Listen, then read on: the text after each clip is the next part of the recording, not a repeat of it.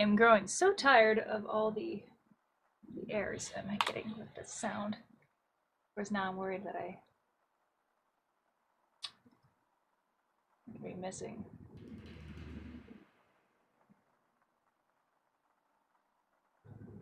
I don't know how long my mic was out.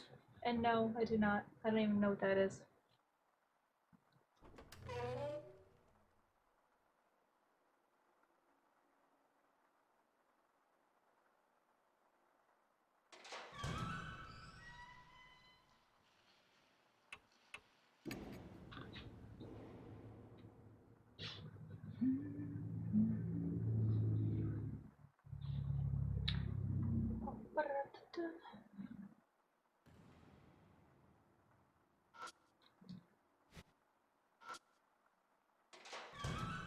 Damaged circuit breaker. I tried moving the switch. This doesn't seem to be anything wrong with it.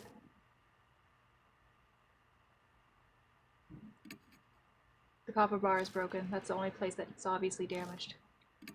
Spoon! I take out the spoon and place it on the bar. Metal conducts electricity, right? I see. So electricity will be able to pass through that. Yeah, I'm not sure it'll actually work, though. It might be enough for what we're trying to accomplish right now.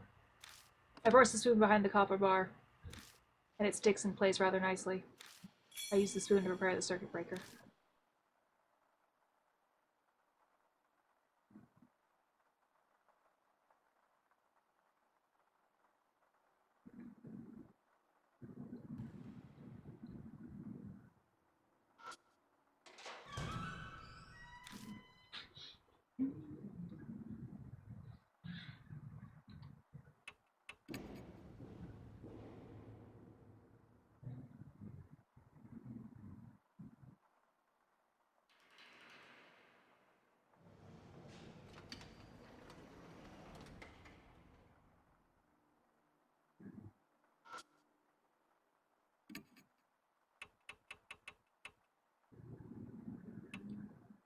I smear Vaseline around the keyhole.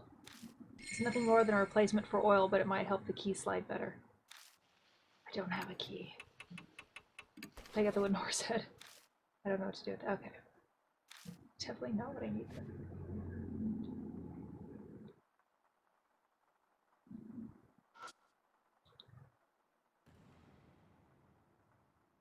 Oh, maybe. Not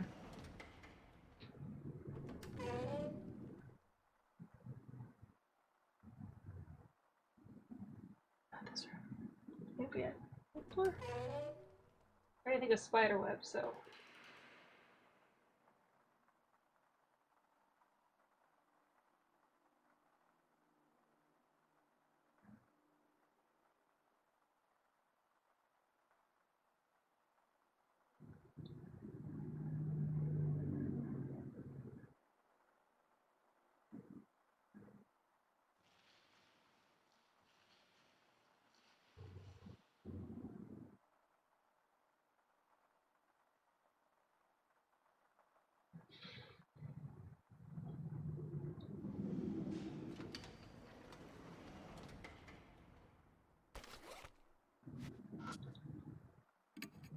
Don't have a key.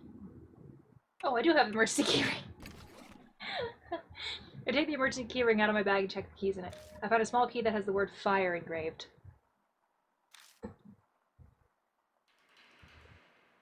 I stick it in the fire switch.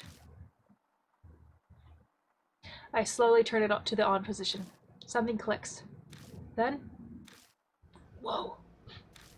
Just a light whoa. The elevator out of it moves to the first floor. I move.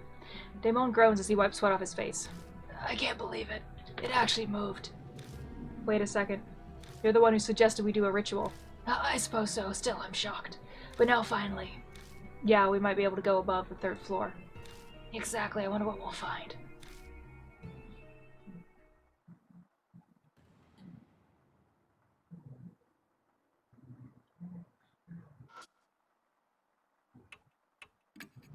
To the fourth floor we go.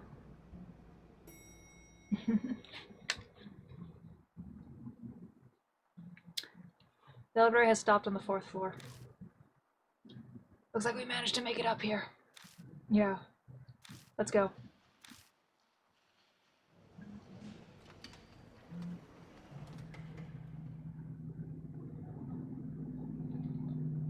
Boop. Hello, little pastor. The gloomy hallway stretches out ahead of us. It doesn't look all that different from the lower floors. Oh, she's back.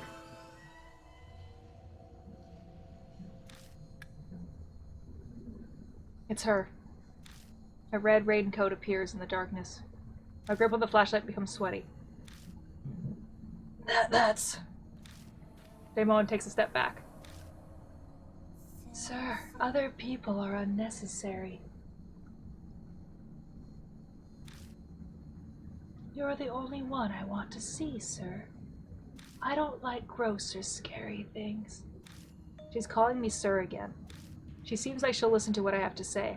I should try asking her something this time. Anything really, I just need a clue. Anything that can help save Hero, who's suffering in pain at this very moment. Okay.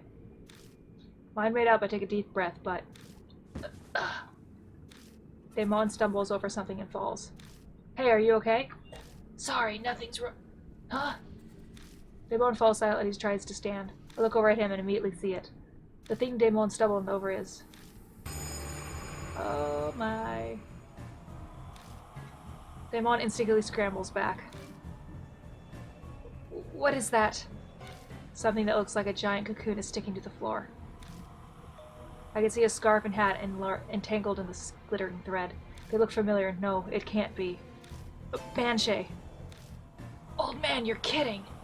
Banshee, can you hear me? Please say something. I hear a muffled voice from the cocoon. He's alive. Spiders? I quickly move to shoo them away, but I see a red figure out of the corner of my eye.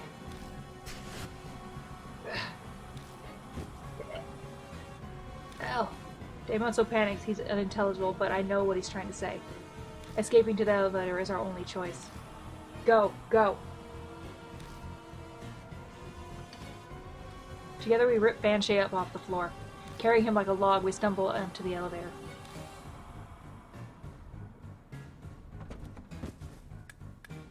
We fall into the elevator and repeatedly slam the button for the first floor. Banshee, can you hear me? Hey, say something! Damon tries to give Banshee medical treatment. Damn it, he's no longer responding. His body's going rigid. As Damon focuses on helping Banshee, I see something black swarming by his shoulder. Damon? Huh. I blink and suddenly the entire elevator is filled with wriggling shadows. They come in one after another. Live or die. Yeah, live, Iris. I swarm with spiders again. What do I do?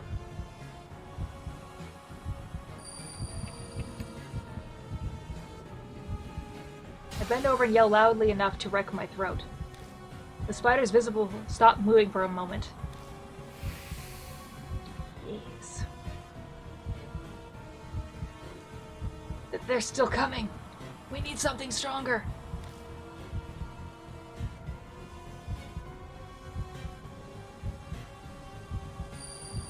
I have a mini massager. I take the massager in my bag, press it against the wall, and turn it on. A growling vibration runs through the walls. The spiders suddenly start acting strangely.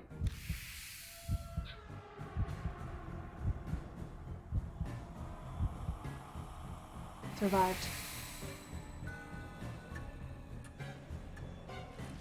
The creatures vanished instantly as if they'd only been a mirage. What's going on? Yeah, I was desperate, but I can't believe that thing had enough had a big enough vibration to scare them. As I'm puzzling out why, something slams into the elevator door hard. Hurry up and get the elevator going.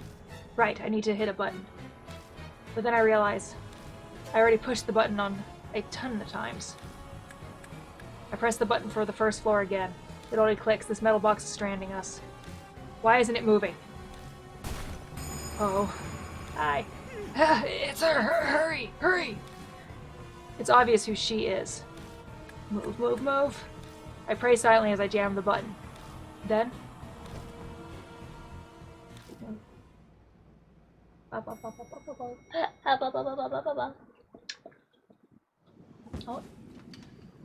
hold your horses. We stumbled out of the elevator without checking to see where we've stopped.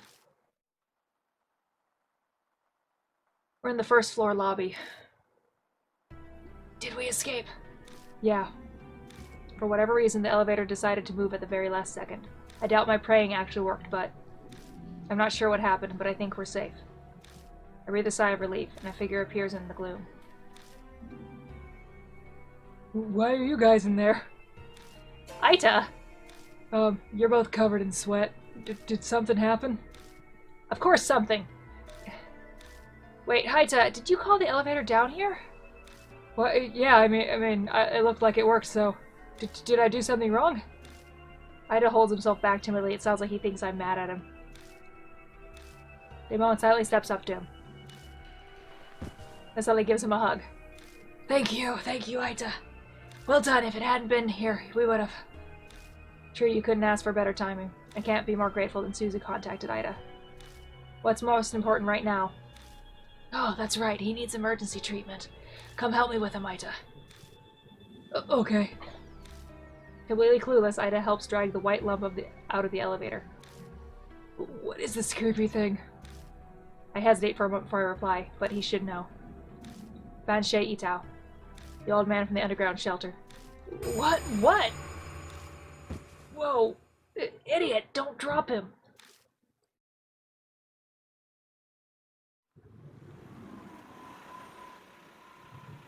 I don't get back to Cujo Mansion until almost midnight.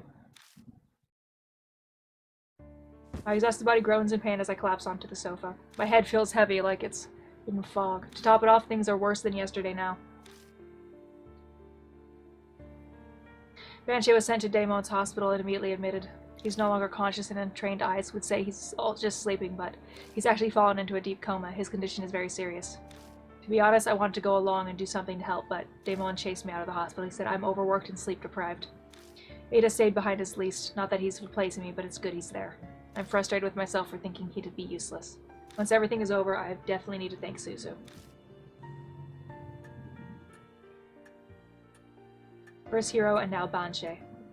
At this rate, even if I keep investigating, if I don't find any clues, thinking about it makes my stomach hurt. Those two might never recover, and that's just assuming their condition stabilize. If they get worse, something even more terrible could happen. I put my head in my hands and sigh. The red raincoat flashes in the darkness. What should I do? How do I have to keep investigating tomorrow. Once I finish looking through these documents, I should head straight to bed. Alright, I'm tired. And I think this got a little, not too much further, but we'll finish it tomorrow. So, thank you for watching, and I'll be back to finish this up relatively soon. Bye-bye. And hopefully with less issues with my computer and the sound. I changed my mind. We're gonna finish this. Because there's something else I want to do. So, and I'd rather be able to get that started tomorrow early, because I have work tomorrow, so I'm going to be busy most of the day, and then I have to go get my bathing suit adjusted.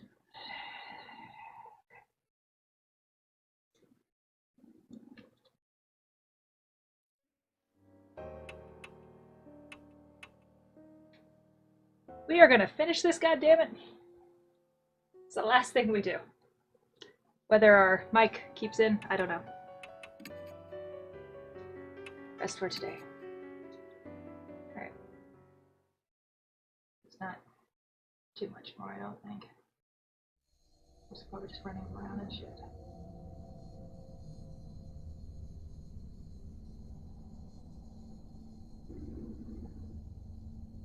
Early morning. I get the worst wake-up call ever.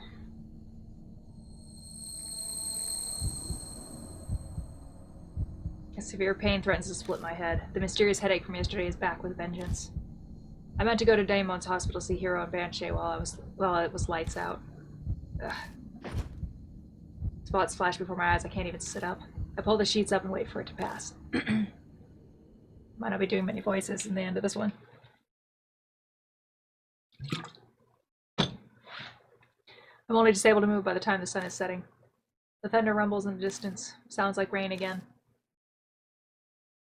Great. I press my fingers to my temple to check. The whirlwind of pain has once again disappeared without a trace. I sigh.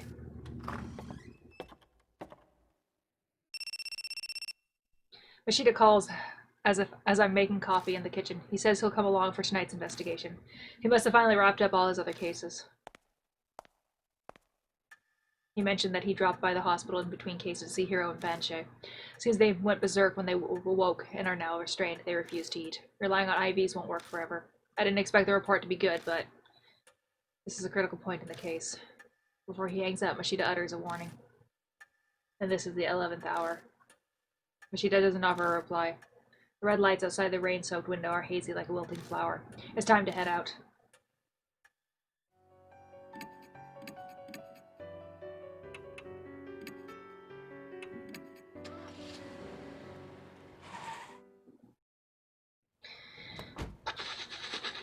I park the car in the parking lot, as always, and walk over to the street in the rain. I pass down the familiar road to the hotel. You're late. What were you doing? A man in a trench coat cuts out an opposing figure on the wet street corner, glittering in lights. You know damn well time is of the essence right now. Damon's prepared for the worst too. He's made arrangements to transfer them. Transfer them? Oh. They must be in a pretty bad condition then.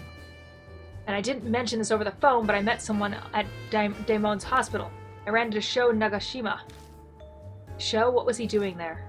Some of his gang hangs out here. Guess we're at a hot topic with them. They've seen people in and out of the hotel. Nagashima heard about it and figured they were talking about you. He contacted the fortune teller and well, so now Sho knows about the case too. Ugh, why didn't she just keep it quiet? That old lady hands out business cards to anyone and everyone. It's a real pain. So did you talk to Sho? Ugh, why would I? He cornered me asking for info on the case, but I drove him off. I suddenly feel uneasy. You didn't say anything unnecessary, did you? Of course not. I just said to stay out of grown-up matters. For just a moment, my vision tunnels and a blood vessel in my head throbs. Something wrong? No, I'm fine. I'm sure he doesn't want Sho involved either, but he really should have considered his words more carefully. I hear footsteps coming up behind me. It can't be. Sho. I raise my head with a sudden sense of dread. But it's only Moe Watanabe. Thank goodness, you're here after all. Good thing I came straight here. I got the results you asked me for. I looked at her blankly for a moment, but then I remember I asked her to use her connections to investigate the rumors. Right, thanks. There's no time, give us the short version. Oh, okay, then I'll only cover the really important parts. I heard something amazing from someone who was there at the time. What, like a hotel employee? No, not like that, jeez. When I say someone who was there, I obviously mean one of the high school girls who was up to no good. You talked to one? This is legit, right? This is legit, right? Even Machida's interested. Only the people who used Masquerade really know what happened there. Hearing from someone involved is best. Yeah, her name's Ako. The editorial department helped me track her down. She went to a nearby high school and did this part-time job, apparently. And what's really important is what Ako said about her classmate Esko. Ako, okay, so it's just Ako. Moe pulls a voice recorder from her bag and hits the play button.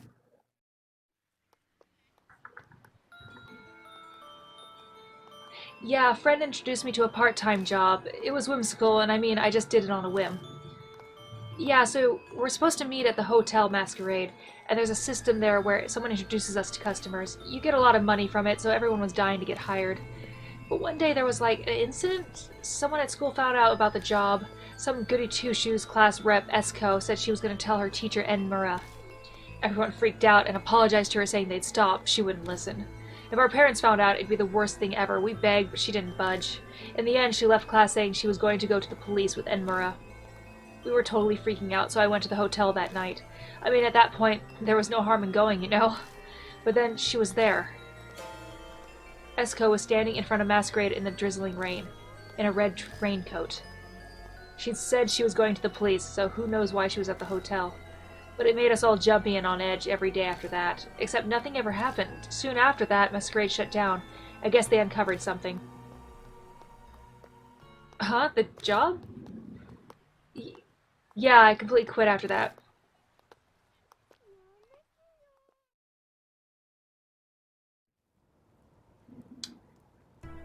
That's Ako's testimony, just the important parts, though.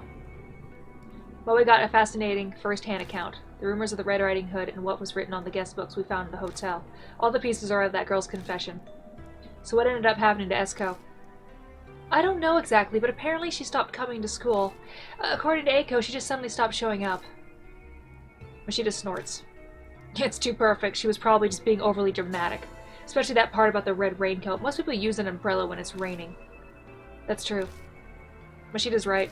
It's possible that the raincoat was a sign for whoever she was waiting for, but hardly anyone comes down the street. It doesn't really fit. Is that all you have to tell us? Then hurry up and go home. So I really can't come with you? I worked really hard, you know. Apparently Moe really wants to help come along. I do feel bad. She worked and got us that info so she just could investigate with us, but... Sorry, but you shouldn't be here. There have already been 2 victims. We can't get you wrapped up in this too. Oh, okay, I understand. Moe nods. I guess she's already over it. You better tell me about it later, and be careful. She sounds worried about me. She disappears around the street corner. A siren echoes in the wind, and a natural howl in the distance. I look up at Masquerade looming before us. What in the hell happened inside that hunk of concrete? There's always a tragic cause to the birth of a spirit. Red Riding Hood must be the same. But I can't watch my friends die. I slowly step forward, trying to escape from the unease that's threatening to engulf me. It's not right for the dead to meddle with the living. Who am I talking for? Oh, Machida mutter. Okay, good. I didn't know if someone else showed up. Is that a personal creed? Nah, just what I think. Machida clicks his tongue. Eiko's testing him. Alright.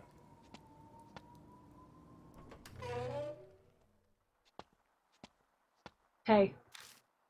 As I step into the lobby, Machida stops in front of me. What's wrong? What a fantastic job you've done here. Huh? What are you talking about? Look. What? The lobby looks completely different. The room is covered in white. No, it wasn't like this yesterday. Thought so. These are webs. Machida touches one of the floating threads.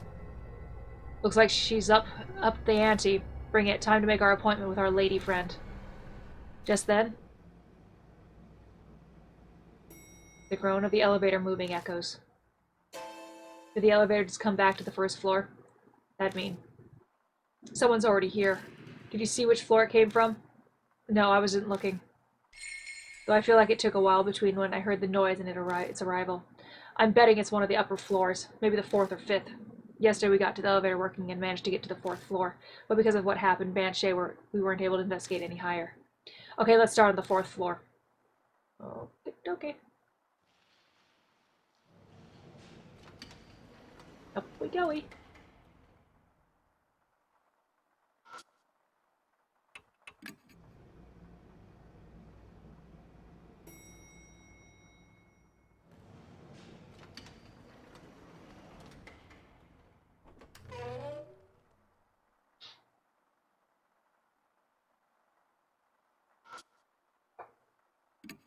I pick up the mask and find a talisman on the wall.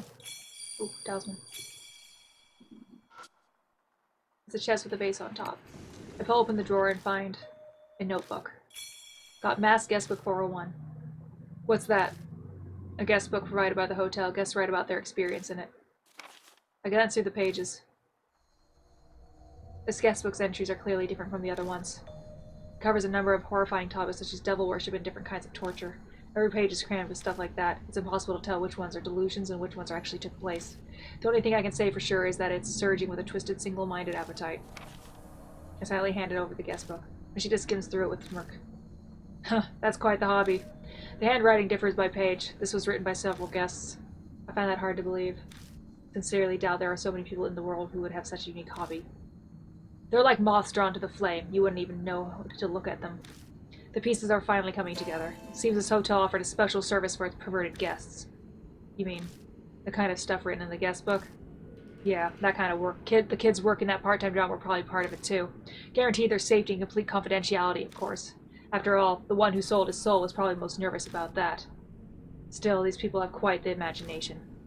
Machida mutters sarcastically as he casually leaves. He's through the pages, then he stops. Hey, this phrase, do you know what it means? The phrase Mashida's pointing to is Jorogumo's punishment. Jorogumo, huh? It's a spider monster from Japanese folklore that can shapeshift into a beautiful woman. Ah, so you do know about it. Thanks so much for the info dump. I ignored the hint of sarcasm in his voice and read the rest of the page. Jorgo's punishment is a recreation of a certain urban legend. You captured the largest spider you can find, the wild one. A wild one would be best. Sharpen the sacrifice's senses with drugs and use a mouth speculum to keep their mouth open. And throw the spider in their mouth. If they manage to swallow it, they're innocent. If they don't, or the spider escapes, they're guilty. It's a witch trial meant to judge truth from lie. If I get a sacrifice that needs punishing, I'd like to try it out immediately. It can't be what's written here was actually... Did someone actually do this? Who knows? Hey, calm down, take a deep breath. Yeah, it's okay, I'm calm. I doubt Machida believes me. It's obvious that I'm totally rattled. Don't forget, Cade, we can't die here. Of course, I know that. I try to keep my reply as steady as possible, but my hand keeps shaking as I put the guest book in my bag.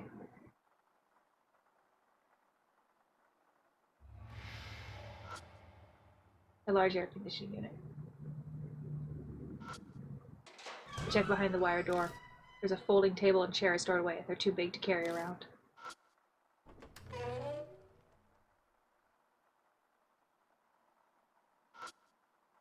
Some kind of slime is stuck to the mirror, so my reflection is hard to see. Trash can with a lid. I turn it upside down and shake it. The wad of paper falls out. Found a worn-out talisman. They're prepping me for battle. There are brand new spider webs. Was this web built last night? Okay, now even perfectly normal spider webs are starting to look eerie.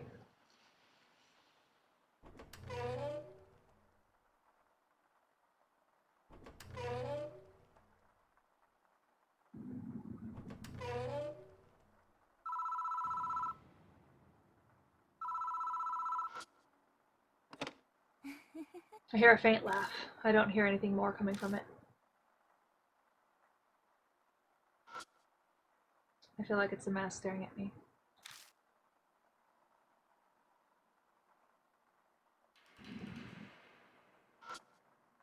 Open the door to the bathroom. Focus dancing. I really don't want to do this, but I still need to check it out. I shut my eyes and stick my finger down the drain. I touch something hard. Something cylindrical is stuck down there. Sadly, my fingers don't seem to be able to reach it. Something in there? It's apt in a prime location to hide incriminating objects. It's likely an important piece of evidence. We should get it. I don't think I have anything that can help me. Yeah. Nope, get it.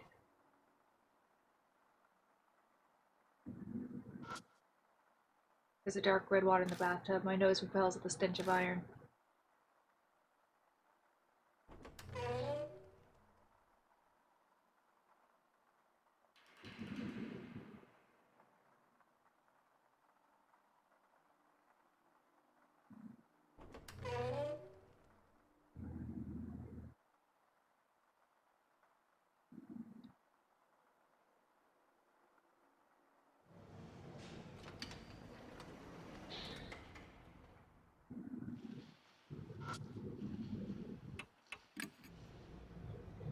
To the 5th floor we go.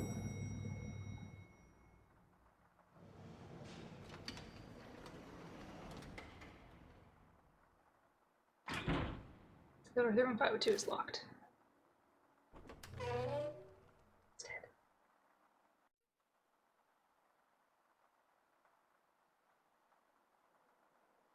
Hey, shine the light inside.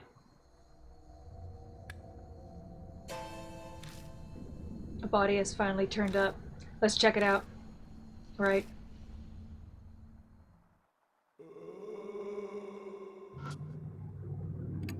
I open the lid of the coffin. I find a book among the junk inside. About Monster Encyclopedia.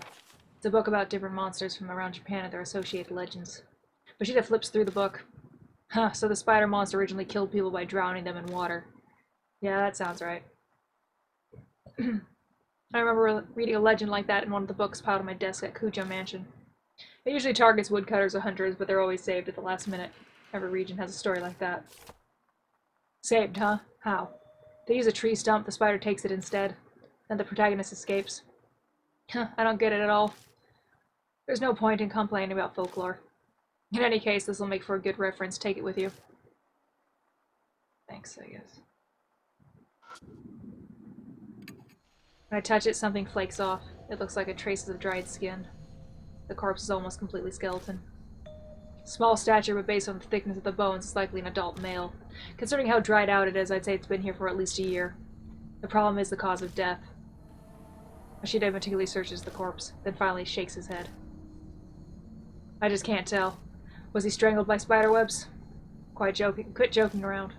A joke, huh? It'd be great if that's all it was. Still, this skeleton. He must have been in pain when he died. His face is all twisted. If it was an adult male, then he was likely a guest here. No matter how hard I try to sympathize, I just can't. Hey, look at this. Machida suddenly tosses something at me. I found it earlier. It belonged to this guy. It still has some fuel left. Keep it in your bag or something. Got a cheap lighter. Open the door to the bathroom. Open the lid of the trash to look inside. It's a large clump of hair inside, as well as some paper waste. Resisting the urge to scream, I securely closed the lid and chucked the trash can back where it was. Storage cabinet. I opened the door and rummaged around inside. Got a bent hanger.